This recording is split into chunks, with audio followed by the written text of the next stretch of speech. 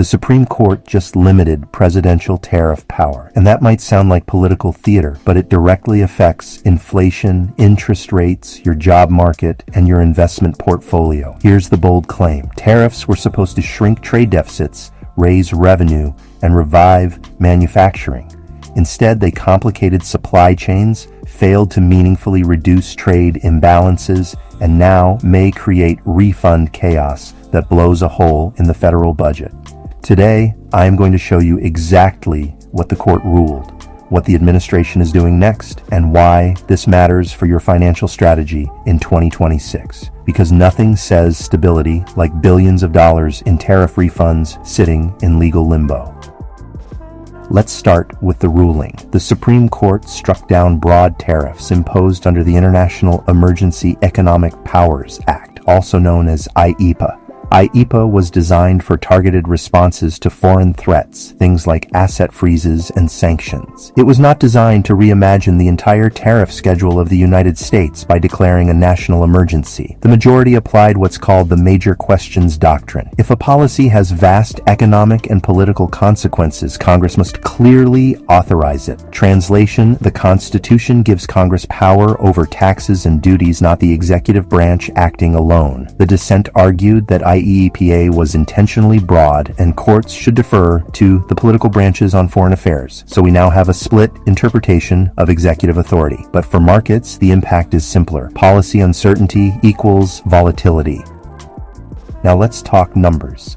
The administration projected trillions in tariff revenue. Actual collections through 4 months came in around $260 billion, pacing roughly $350 billion annually. That sounds large until you realize that is roughly 1/3 of what Amazon generates in annual revenue. Meanwhile, if courts ultimately void those tariffs, $100 to $175 billion could be refunded to importers, not to consumers, to corporations. So consumers paid higher prices, corporations could potentially receive refunds, and the Treasury absorbs the deficit expansion. If that feels messy, that's because it is. The Federal Reserve's preferred inflation gauge, the Personal Consumption Expenditures, otherwise known as the PCE index, has been creeping higher again. PCE weighs services heavily: housing, healthcare, financial services, about 65%. Tariff disruptions hit goods directly but ripple into services. Trade deficits also widened again. Exports down, imports up.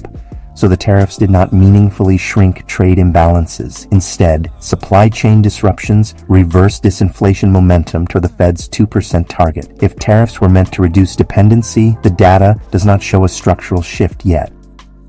Initial jobless claims hover around 226,000. Insured unemployment around 1.8 million. Job growth in 2025 has been the weakest since the early 2000s, outside of crisis periods. At the same time, deportation policies tightened labor supply in agriculture, construction, and food services. Tariffs increase input costs. Labor constraints increase wage pressures. Higher costs meet slower growth. That combination is not ideal. And no, this is not a partisan comment, it is just math. Fourth quarter GDP grew at 1.4% annualized, down from 4.4% the prior quarter. Goods production declined. Healthcare spending rose sharply, partly due to pre-subsidy adjustments and demographic trends. Data center construction surged due to AI infrastructure investment, which is great for GDP, but not necessarily for employment density. High capital intensity, low labor impact. So you get growth that does not necessarily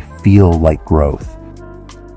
The standing repo facility was tapped for $30 billion mid-February. That matters because it signals short-term funding stress. The secured overnight financing rate repeatedly moved above Fed targets. When private markets get tight, the Fed intervenes. This is what we call fiscal dominance risk. If tariff refunds expand deficits and tax cuts reduce revenue, Treasury issuance increases. If private demand for Treasuries softens, the Fed eventually steps in. Even if the next Fed chair wants a smaller balance sheet, markets often override ideology. Treasury International capital data showed foreign central banks reducing Treasury holdings year over year. Private investors favored equities over Treasuries. This signals shifting confidence dynamics. If demand for U.S. debt weakens while issuance rises, yields rise. Higher yields increase borrowing costs. Higher borrowing costs pressure housing, business investment, and valuations. This is the chain reaction investors must watch.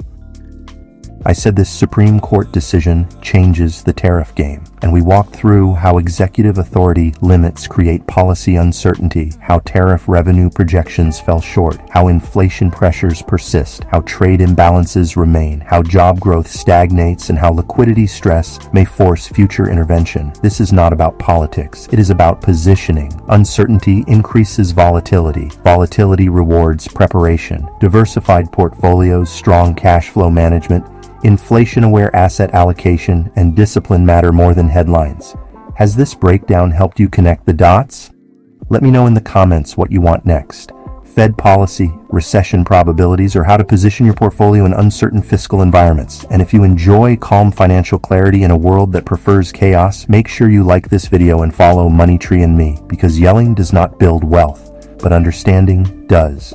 Until next Money Monday, I've been Kevin with MoneyTreeandMe, providing better security and ensuring better lives. Make it a great day.